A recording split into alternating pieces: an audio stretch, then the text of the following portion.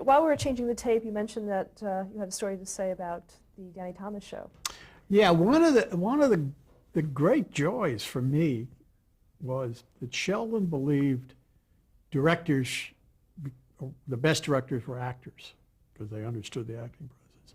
So before Danny took over the show and Sheldon had gone to the office, he started bringing in actors or TV directors to direct the show. He didn't want the same guys who did all the television shows.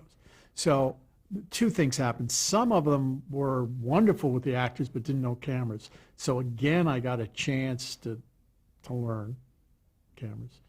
And some of them were television directors who had done, although it was still multiple cameras, they didn't put marks on the floor, so they didn't understand that. But I got a chance as assistant to work with, men like Peter Baldwin and Al Rafkin and Jim Frawley and a man named Ted Flicker. So I got a chance to really watch different directors who were sort of new to the business. They weren't jaded, and they would bring, some would bring just concentration on acting, forgetting the technical end. And so that gave me a chance to say, well, when you do this, how are you going to shoot this?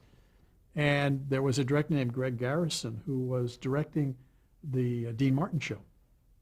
A really successful director, but had not done audience shows, hadn't done this type of thing. And I helped with the cameras, and he did, I think, 2 shows, and he went to Sheldon and he said, he should be directing. Why isn't Jay directing? So, I mean, it was just that type of experience to get working with other people. And for somebody like Greg, it meant a lot to me that, a professional director who was very successful in his own right thought I could do it. So, I mean, it was sort of fun because then I had John Rich, who is a friend. I directed I was assistant director to him a couple of times.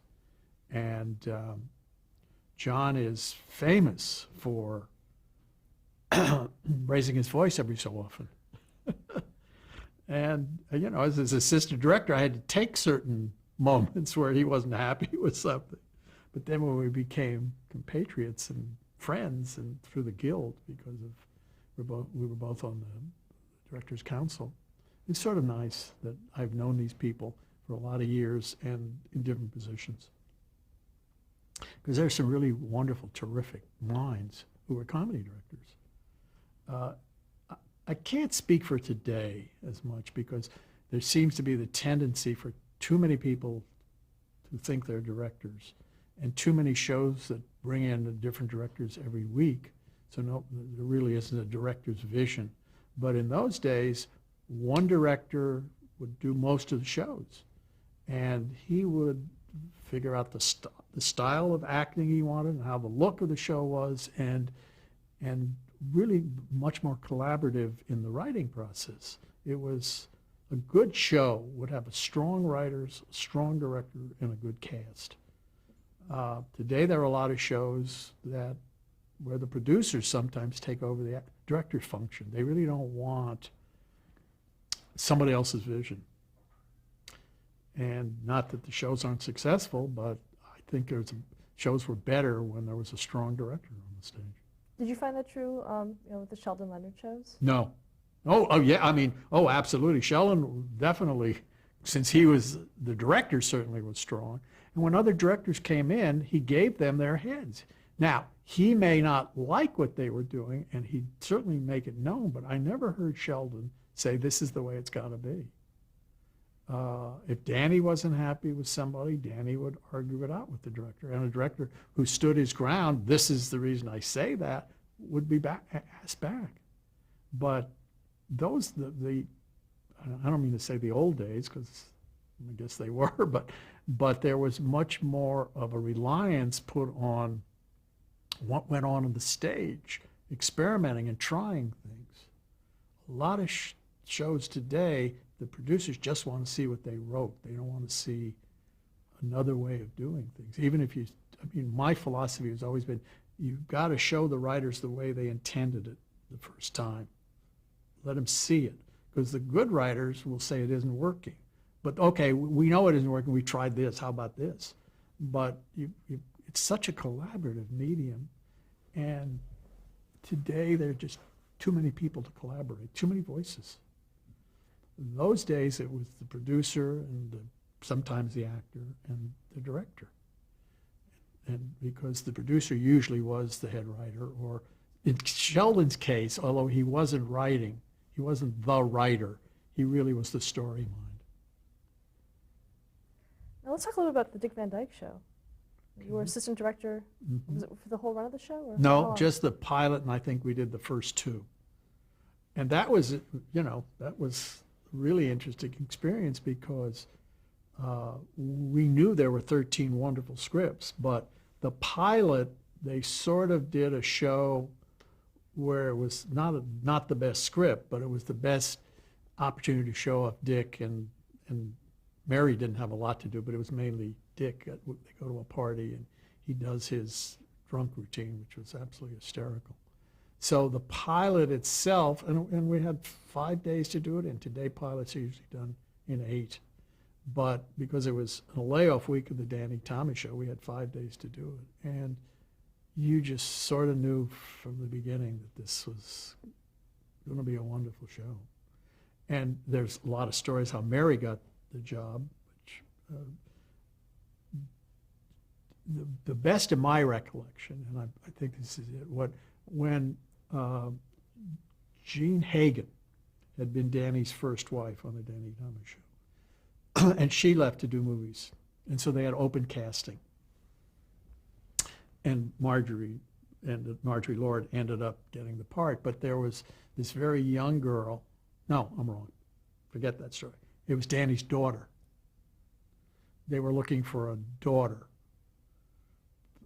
because Sherry Jackson, who'd been Danny's daughter, went off. So they were casting for a daughter, and this young actress came in, and everybody liked her, but Danny said no girl with a nose like hers could be my daughter. But so a girl named Penny Parker got the part. But a few years later, when they're doing the Dick Van Dyke Show, it was part of Danny and Sheldon's company, T&L Productions. So they were having a problem finding the wife for Dick Van Dyke. And Danny remembered, he said, well, what about that girl with no nose? So who'd read for the part, so that was how Mary got the part. And Sheldon had seen Dick Van Dyke on Broadway, and he took Carl back there to see Dick, so he got the part. And how Maury Amsterdam and Rosemarie got parts, I don't remember. I mean, whether Sheldon just knew them and brought them in, I think that's probably what happened. And we cast for the little boy, as we did on the Andy Griffith Show. That little redheaded kid with the freckles, named Ronnie Howard. So I did the first week, and then we did the first 2 shows, and then we went back. Sheldon and I went back to do the Danny Thomas Show, and John Rich came in, and I think he directed the first two seasons, I think, of Van Dyke. So I really had nothing to do with it after that, but just whenever we had a downtime, I'd wander over to the next stage to watch some work. It was so much fun on that set. What did you see? What made it electric for you? Dick, I mean, one of the most creative people. It was just nothing was there physically, and he'd find something. And Mary was, boy, I mean, she's just alive. And then I don't know, it's just, well, you look at the show and you can see how interesting it is. And Carl was just wonderful to be around. And I just hang out and watch the work. And you mentioned that you also worked on the Andy Griffith Show. Yeah, what happened on the Andy Griffith Show, that was a spin-off of the Danny Thomas Show. That was, again, William Morris came to Sheldon and said we have Andy Griffith, who at that time had just come from a Broadway show called No Time for Sergeants and had a fairly successful career. And we want to make him a television actor. And Sheldon came up with the idea of making him a sheriff in Andy's home. Andy sort of recreated his real hometown. And so what the story was that Danny is speeding, gets arrested by the sheriff and thrown in jail for whatever reason, I don't remember. And he's supposed to do Ed Murrow's type of person-to-person show, and they bring the cameras down and do it in the jail, Danny in jail. And the sheriff, Andy Griffith, Andy Taylor, I think his name was the judge. And, you know, I just had all these jobs in the one town. That didn't stay in the show, but that was the pilot. and Francis Bavier, who played Aunt B, was just a townsperson in the show. He didn't have a deputy. There was no Don Knotts. He had a little boy. And I do remember the casting of Ronnie, because Ronnie was very young. But I mean, I was sort of involved in that process. So the pilot basically was a Danny Thomas show where you see Andy Griffith. And Andy tells the story of he gets a phone call when it's announced he's doing a pilot from Don Knotts, who he had worked with on Broadway. Say, well, don't you need a deputy? And that's how Don got the part. And of course, who knows what the Andy Griffith show would have been without Don. I mean, they were so wonderful together. And Sheldon brought in Aaron Rubin to write and produce the show. And so I think it was like the second year of the show. I had been saying to Sheldon, I really want to do more. I want to learn more. What else can I do? And Ronnie Jacobs, who was one of the executives with the company, was the associate producer, which basically was making sure that the laugh track was within reason, you know, supervising the laugh track. So about the second or third year, you know, Ronnie went off to do something else, and Sheldon said, okay, you could do that. So that's all I did, really, basically, was go to the editing room and look at the edits and discuss them with the editor, and then make sure that every line that Don said wasn't laughed, you know, try to get the laughs as close to real and not too big. So that was what associate producer on the Andy Griffith show meant. I didn't have anything to do with it creatively. But I was still the assistant director on the Danny Thomas show. How were the laughs generated? Pardon me? How were the laughs generated? The famous laugh machine. A man sits there and plays them. He's got continuing loops of laughs that he's taken from other shows. And I don't know how, because they never let you look inside, but he'd play it like a keyboard. Some laughs would be loud and big, and some would be two people, and some would have coughs in them, and he would just play this laughs. I'm sure they still use them today, the laugh machine. A man named Charlie Douglas who invented it, and it was a closed box, and it was locked. He never let anybody look inside of it. Did you have symbols or some way to let him know what? Yeah, just say, you know, it's too loud, pull it down, too many people, we're outside, don't, you know, that type of thing. But I mean, they pretty much knew what they were doing. Anyhow, it was the third year. I mean, it was just really what it was Sheldon's way of giving me something else to do, learn another end of the business. I don't think I contributed much, but it was nice to have my name up there, associate producer. Any particular episodes you remember? Oh, I remember them all. I mean, at the time, my sons were maybe 5 or 6 years older than Opie. And I remember thinking, darn, why didn't I think of that? You know, whenever he'd deal with a problem with his son, he'd handle it so beautifully.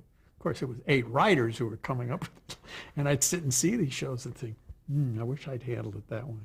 But I mean, and Don, it was amazing to watch Don Knotts work, because you could laugh. You could just have one constant laugh, because he'd do so much. So you had to be sort of selective. But again, I guess in a way, it was another way of my watching acting, you know, because I've never been a great believer as a director in big, broad, over-the-top screaming and yelling.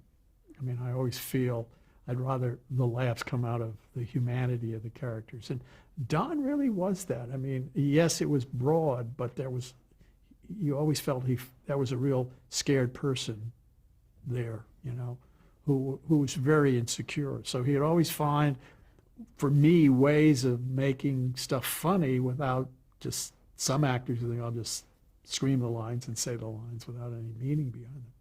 And Andy was so rock solid. So it was good. It was just interesting to watch those shows. How did the fact that it was one camera affect it? Well, I hadn't been I never directed one camera at that time. I'd been assistant directors on one camera. I had worked on a show called Desilu Playhouse when I was with Desi. And as a matter of fact, I was the assistant director on the pilot of The Untouchables. And I couldn't think of the name from it. And it was one of the most depressing experiences because it was very dark on the set, low-key lighting, and there were people being shot and killed and guns going off. And I just thought, this is no fun. There's no laughter here. The set was dark. We'd worked these terrible hours. And I thought, no, I don't want to do this. I want to go back to comedy where at least, hopefully, you have some fun all day. And so I did those. I worked on, a lot of one-camera shows as an assistant at Desilu.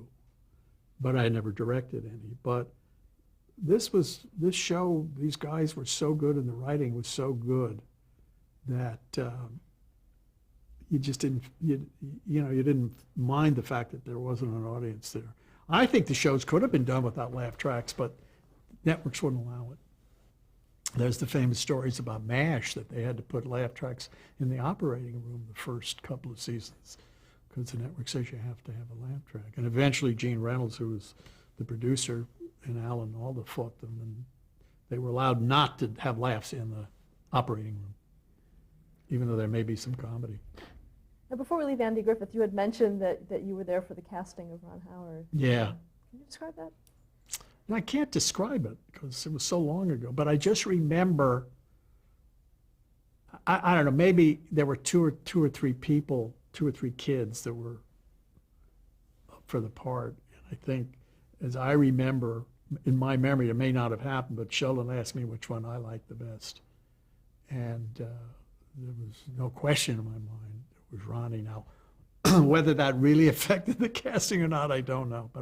But his parents were so wonderful.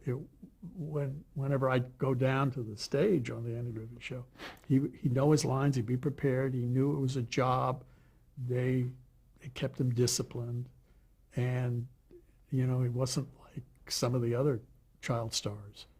He took it very seriously. Obviously, he learned a great deal. And Andy was great with him. I mean, he and Andy just hit it off so wonderfully. But he had a home life. He had a life. His life wasn't just being on the soundstage. Good young man. Now, how long did you stay with Sheldon Leonard in his productions? I was with Sheldon probably for 4 or 5 years.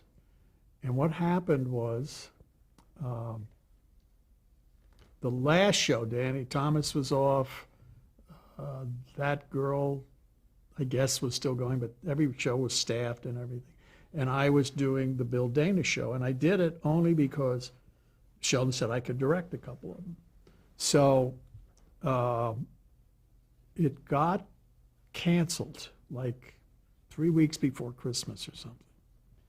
And I had worked on a pilot with a man named Leonard Stern. I had been the assistant director on a show called On Fenster, He's Dickens. And they brought in this kid director who didn't know what he was doing. No, I'm going to tell you who the director was. But the director was a wonderful, wonderful director, but didn't have a lot of experience with multiple cameras, named Arthur Hiller. So I was Arthur's assistant. Again, I mean, these wonderful people to watch, to learn from. So Arthur was the assistant, and I sort of helped again with, multiple cameras. And I made a few suggestions, and Sheldon listened for some reason. I mean, Leonard Stern, I'm sorry. Leonard Stern really listened to what I had to say. So about 2 years later, the Bill Dana show was canceled. Leonard Stern had an office on the same lot, and I walked by his office and I said, if you got any pilots coming up, I'm available. He said, I think we may be doing a pilot. It's possible. I just got the script, and I'd love you to be the associate producer on it. So I said, great. And he gave me the script, and it was Get Smart. And I read the script, and it was absolutely the most brilliant script, but it was like a feature. Nobody could afford to do this. So I made suggestions on what scenes we could do and how we could do certain things and try to get it on time. and the show got picked up, and Leonard made me the associate producer. And then he made me the producer on the series. And that was another experience. Don Adams was a brilliant talent, wonderful talent, but not easy to work with. And I decided I really liked being on the stage more than being a producer. I wanted to direct. I didn't want to be a producer. I'd wake up at 4 in.the.morning when I was producing thinking, well, we don't have a script for next week, and the edit's going badly, and 2 weeks show that we shot 2 weeks ago, and we have to cast. So, I mean, there were just so many problems. No matter how good the show was going that week, everything I would worry about. Whereas a director, you basically say, I can't do anything at 4 o'clock in the morning. I'll solve the problems tomorrow with the actors.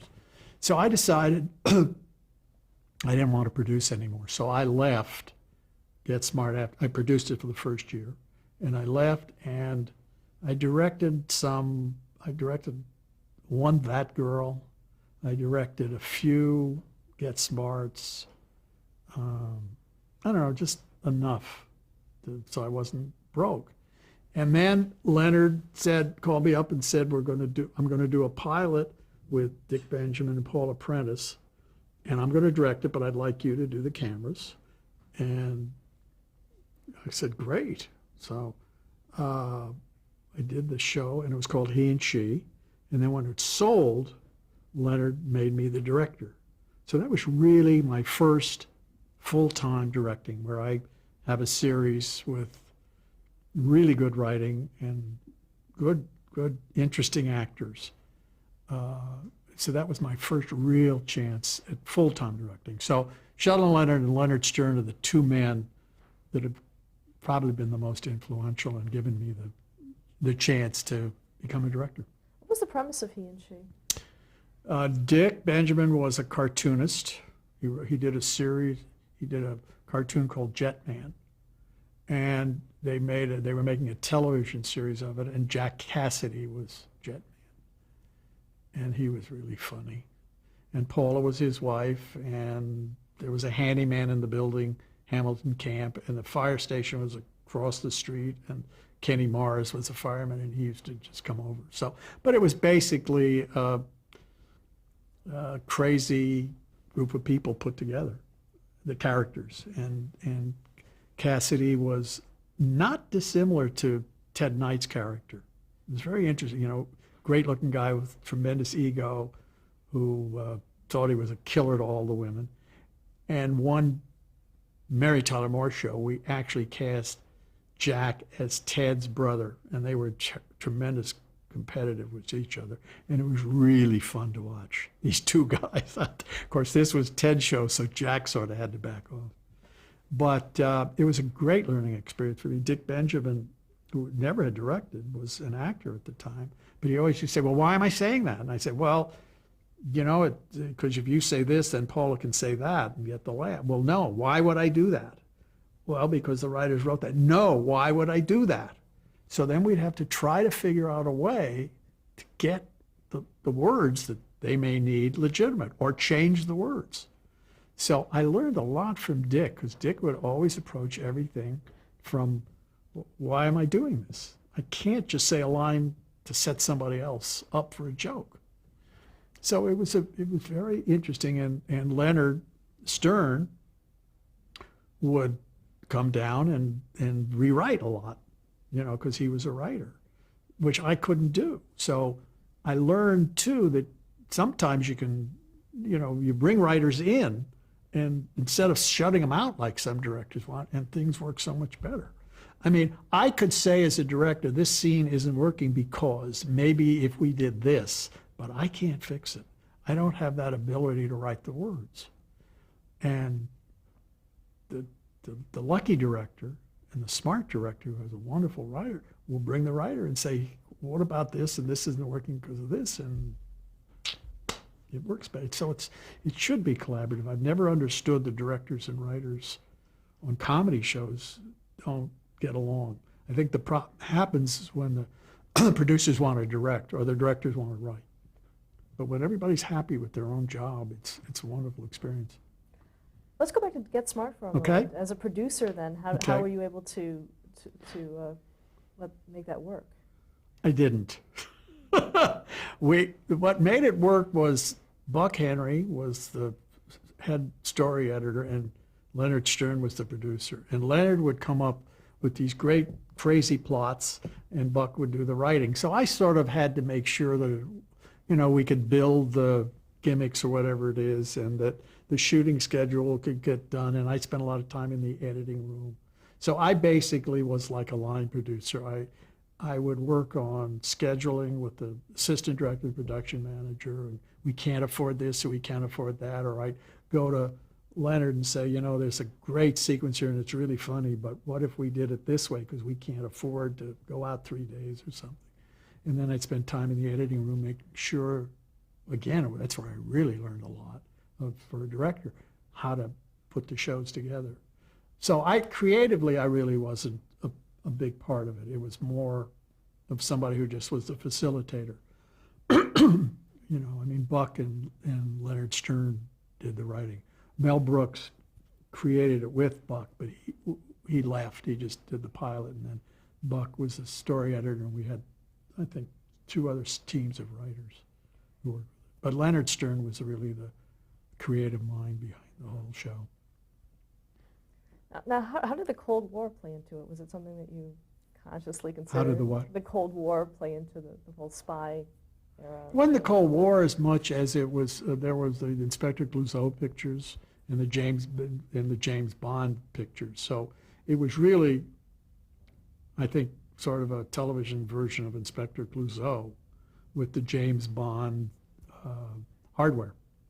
It was just a combination of taking James Bond but making him a real screw-up, which had been done before, but Don was so good at it, and he brought all those catchphrases, would you believe? And what happened is when we made the show, and it got put on, what happened was in those days, advertising agencies bought shows. The networks didn't own, they owned the time, but Procter & Gamble or whoever it was owned the 8:30 to 9:30, and they could put their shows on that they wanted. And I remember that Leonard was in New York, and we hadn't finished editing the pilot to Get Smart, and he said, Grant Tinker, who was the one of the head programming executives at NBC, wants to bring an advertising agency to look at the show. And I said, it isn't ready. He said, well, get it as ready as you can and show it to him. So we did it without music, and it wasn't complete. There were, the special effects weren't in. It was just a rough cut. And Grant came and saw it, and they bought it right from that screening. So it came on and had a good time slot, but none of us quite believed it was going to become as popular as it was, because it really opened very big. And those catchphrase. I remember going to a Dodger game and hearing the announcer saying, would you believe so-and-so is batting? And I thought, my God, and everybody in the audience laughing at the baseball game. So, and then the kids really picked it up, it caught on. So it was very, very popular for a while. Let's stop there to change the tape. Okay.